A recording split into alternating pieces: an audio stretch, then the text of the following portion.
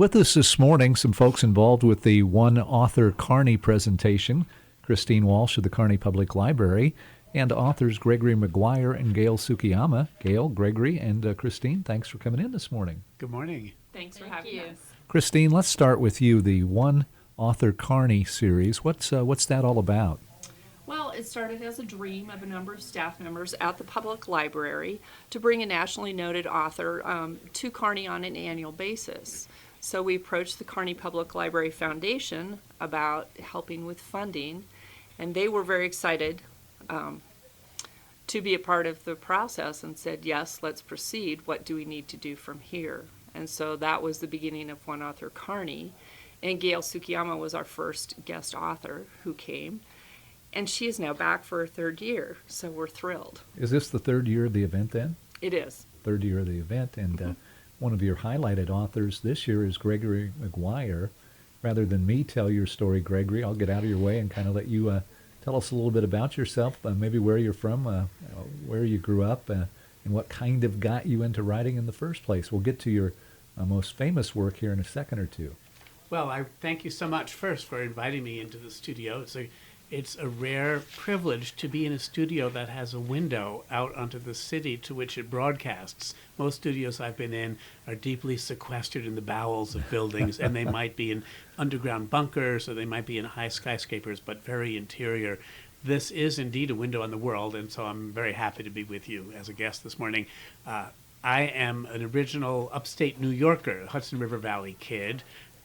And I am from a family that was not terribly prosperous, born in the mid-50s, and I endorse any library efforts that I hear about because in many ways I was raised by my father, my stepmother, and a whole squadron of librarians.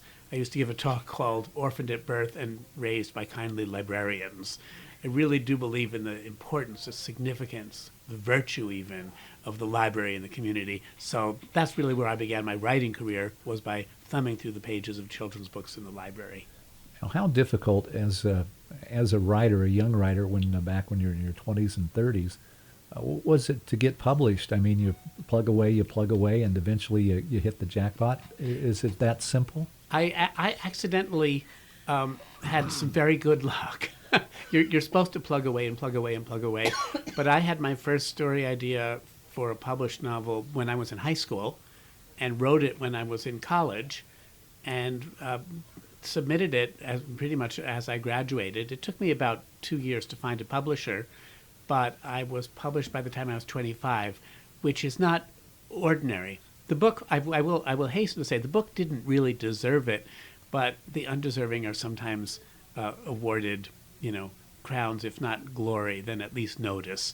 And so I was noticed early on, and that was really very lucky for me. And we'll talk about your probably most prominent work here in just a second or two. I'm going to have Christine turn that microphone in Gail's direction, Gail Tsukiyama, and let Gail tell us about yourself a bit. Born and raised in San Francisco Bay Area. I did all my work in poetry in college. Always wanted to write. Loved language, loved reading. And it was just an extension of who I was, and books were always part of my life. My mother was from Hong Kong. My father was from Hawaii. But my mother was a great reader. So ever since I was a little girl, she had been reading all the classics that were translated into Chinese when she was young. And by the time she came over for college, she brought that love of books with her and began reading all the books in English, the same classic books. And growing up, books were always part of my life because of that. And it was kind of unusual because here she was, a Chinese girl who was so in love with literature. And I think that was early on my big love because of that. So, I was one of the first Asians, I think, that wanted to go into the arts. And when my grandmother heard that I wanted to be a poet, she nearly fell down thinking, how is she going to make a living? Well, when you're young, that's the beauty of being young. You don't think about making a living. You just follow your heart. So in a way, like Gregory's story, I wasn't as fortunate as him, having a book in my head in high school, but it was a natural progression from poetry. I started writing short stories. I thought I need a larger canvas to kind of tell a bigger story. And then I kind of drifted towards, I wonder if I can write a novel kind of idea. And I had all the stories growing up about Asia, about Hong Kong, and about Japan. And so that kind of mixed up in my head translated into my first book, which was set in China. And while we have the microphone in front of you, the Samurai's Garden, perhaps your most prominent or at least well-known work. Talk a little bit about the derivation of that, how you got to writing that. The Samurai's Garden. I was actually born and raised in the Bay Area, but grew up in the Chinese culture because my mother was the culture that were raised in, and all her relatives eventually came to the Bay Area. So I understood Cantonese, even though I didn't speak it well. So it came natural to me to write about China in the first book, even though it wasn't my life story or any relative's life story. It was set back in time. By my second book, writers always wonder if they have a second book because that first book lives with you quite a while as you're growing as a writer. And I remember staring at the laptop thinking, do I have a second book? And then my second thought was, I remember a story my mom told me about her brother, that he had been ill, that they had to send him from Hong Kong to Japan, to my great-grandfather's beach house there. And I thought, who did he meet there? What did he do? And that became the seed of which the Samurai's Garden grew from. And also gave me the opportunity to explore what it meant to be Japanese. Because I didn't grow up in the Japanese culture. Writing gives us that gift of learning of who we are in everything that we're writing, one way or another, whether you're writing about your culture or not. So I think I was very fortunate. And so Samurai's Garden came out of that experience. Now, Gregory, you wrote Wicked, and yes, folks, that is the Wicked, the Broadway musical. That particular Wicked, what led to that, and talk about how it came to Broadway. Well, I'm going to speak a little bit about that tonight at the event that I've come to town to do. So I will only give a few snapshots, and that's fine. And I won't blow the whole story. Spoiler alerts. I'll try to keep something back for tonight. But I was living in England in the 1990s, and I was suffering what the English so kindly call financial embarrassment, which means I was poor as a church mouse. The terms of my visa did not allow me to go flip hamburgers or work in a bookstore. I really was not allowed to take a job for money. So I had some ideas about writing an adult novel about evil because I was at the age where I was in my late 30s, so my brain was finally starting to form.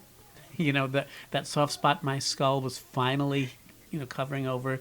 And I thought, I've done children's books for 16 years. If I ever am old enough to do a novel for adults, it sounds like it's about now. So I wanted to write about evil. I wanted to write about the nature of evil and how human beings talk about it. But I wanted not to make it so intellectual that I would keep hordes of people away from the bookstores. I wanted to invite people in, and I realized I needed a hook in order to engage readers in what I think of as an intellectual topic. And I thought, well, everybody says write about what you know. Write about what you know. But what do I know? I know church music. There's not that much evil in church music unless you don't like Catholic guitars. So what else do I know? I know children's books. There's not that much evil in children's books. And then I suddenly thought of The Wizard of Oz and The Wicked Witch of the West, and the fact that she was so evil that the word wicked was even part of her name.